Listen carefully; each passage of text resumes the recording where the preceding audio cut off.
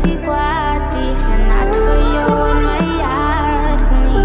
Ons was maar net nie vir mekaar nie, maar ons memories aan my nooit verlaat nie. Oh, yeah. So what's the difference between ek en sy? Ons het gechange, but sy het gechange in a different way.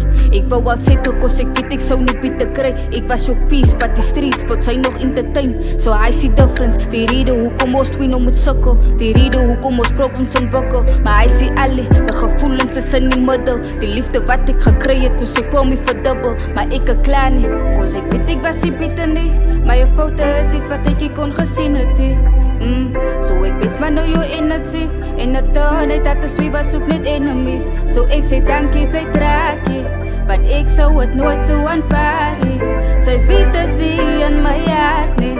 Jou memories sal my nooit verlaat nie. Ik denk laat gaan, dat was goed tot het niet meer was nie. Maar ek is die kwaad, die geen hart vir jou in my hart nie.